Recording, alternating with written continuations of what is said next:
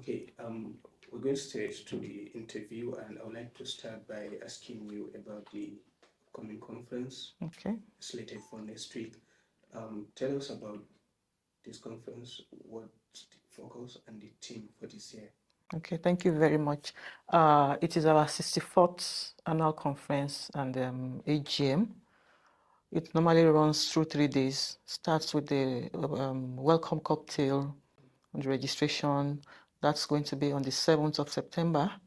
And then we have the opening ceremonies on the 8th. We have the panel session.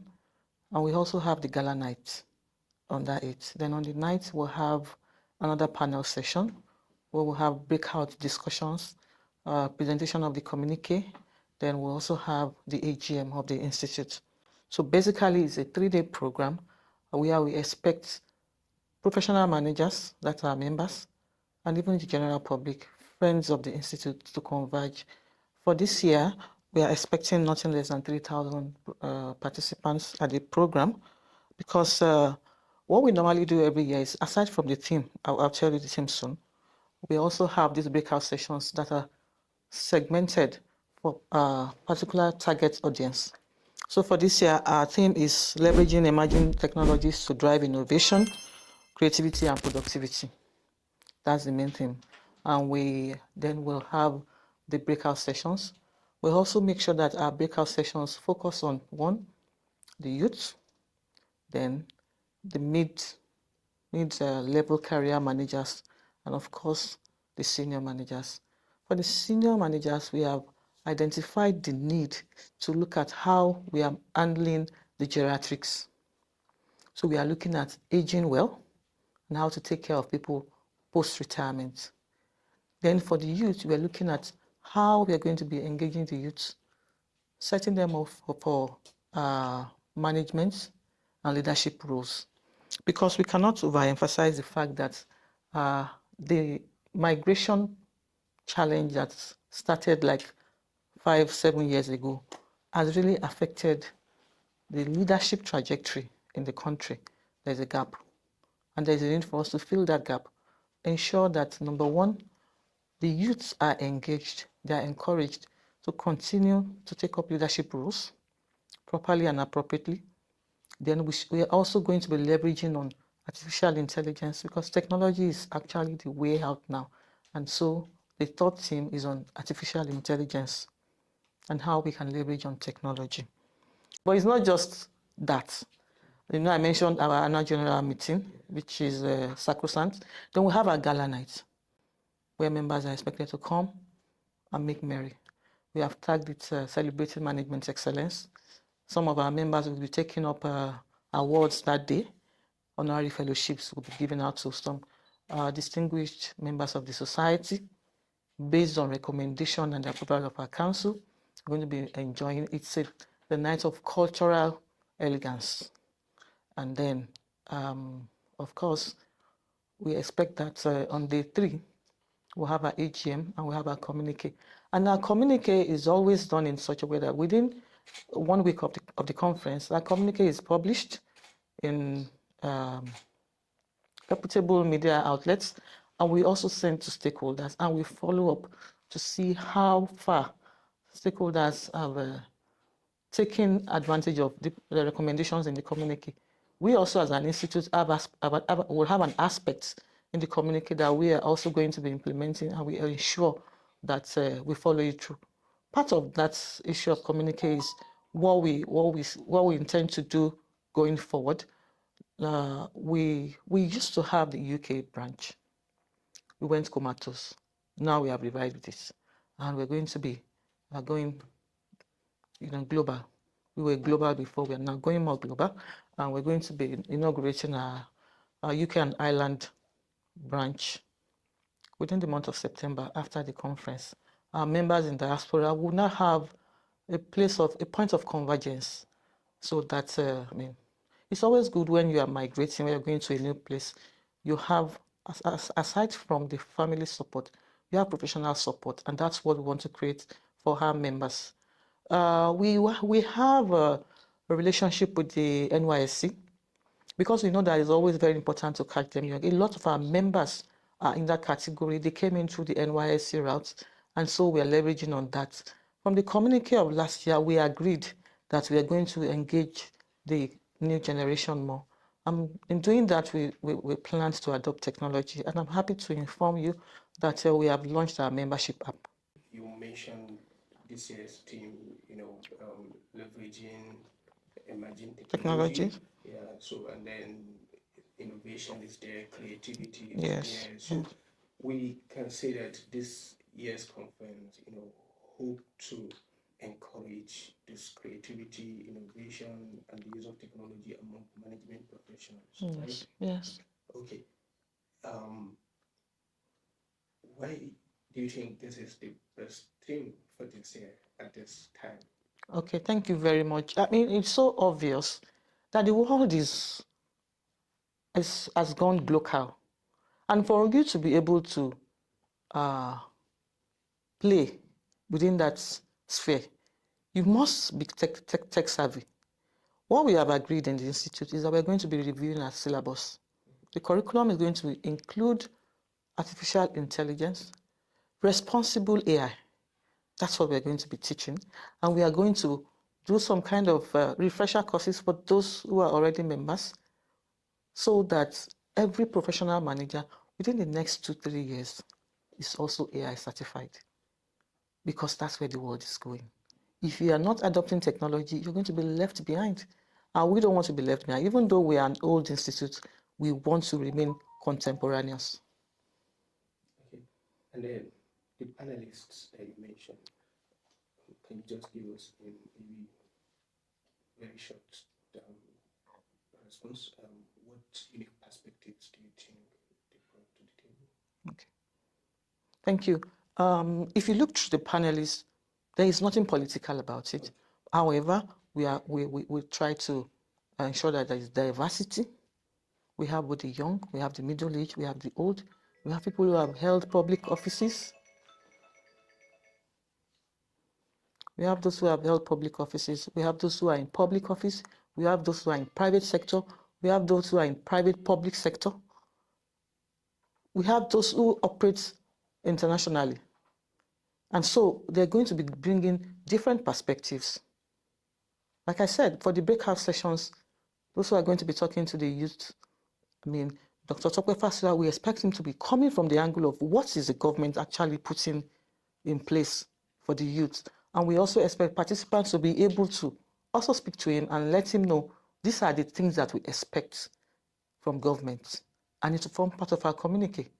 For the artificial intelligence, we also expect that the lady will do justice to it, because we've also been to the Institute and we see what they are doing. The company is into a lot of technological innovations, which we believe that can be advantageous to the team. And then talking about aging, we also have a lot of our members who are retirees. And we believe that that breakout session will also be beneficial to them. We are looking at the Senior Citizen Center, which the government has also come up with. What are they doing?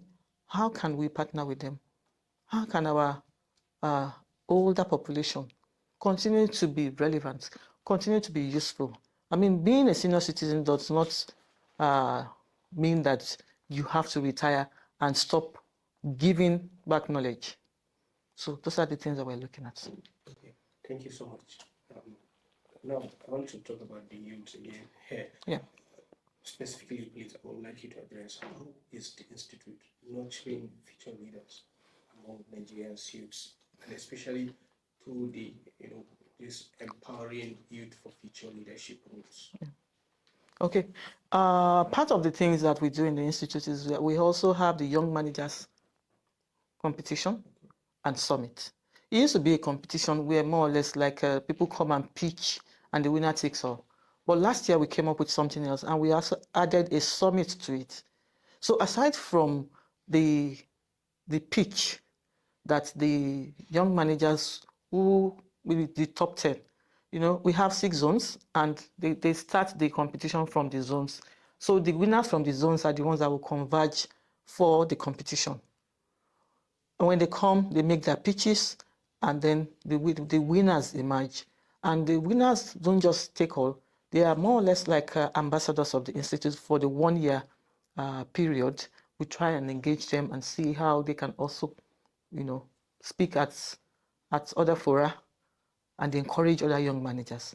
Then at the summit is where we bring employers, we bring innovators, we bring funders, and then the youth come together, discuss on a topic, and we chart a way forward. Like I said, we started it last year, so it was more or less like a pilot last year. But what we agreed at the Institute is that, one, any staff of the Institute that is above 40 will not be part of the planning committee of that program. Because if we say we are talking about young managers, we must be seen to be promoting even the young managers within the Institute. So for that program, the project is handled by the young managers who are staff of NIM. Those of us who are above 40, we come in to support them, to give guidance. And of course, we provide the funds and other support. So we are doing that, and we know that we can do more. For now, that's what we are doing for those who are already out of school.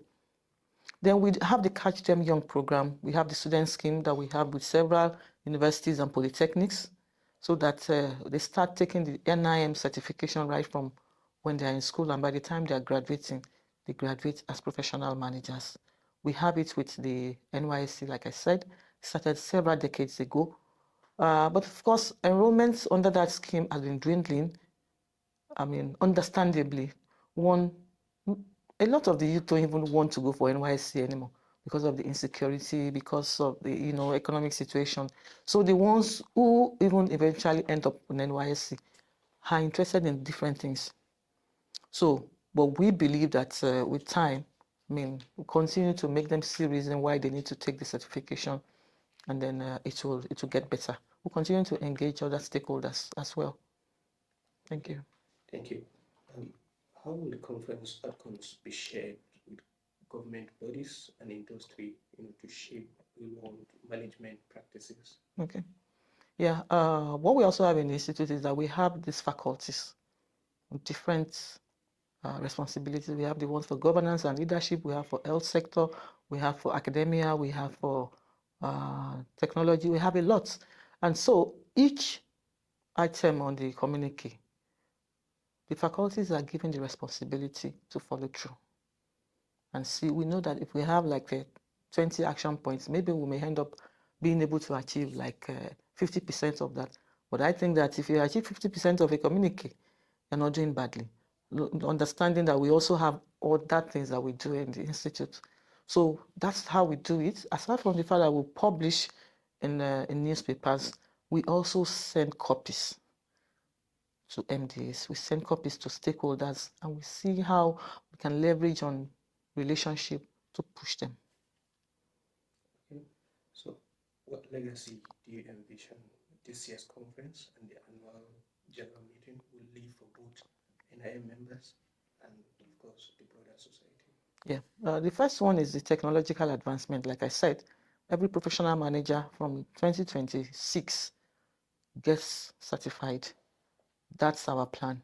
And we believe that when we encourage that, when we ensure that we're actually contributing to the national development, because there is no organization that does not need management. And when members of NIM are in an organization, and aside from the fact that they have the professional management certification and the qualification, they also have the added advantage of the technological certification. The sky is the limit for such an organization. So we are doing that. I believe that that's a very key contribution that we are making. Also, talking about the senior citizens, any society that abandons the senior citizens, there's no way. You see, the institutional memory, the guidance that those people provide, you cannot quantify it. So when you abandon them, you think that you think that they've spent their time, their wisdom, their knowledge cannot be wished away.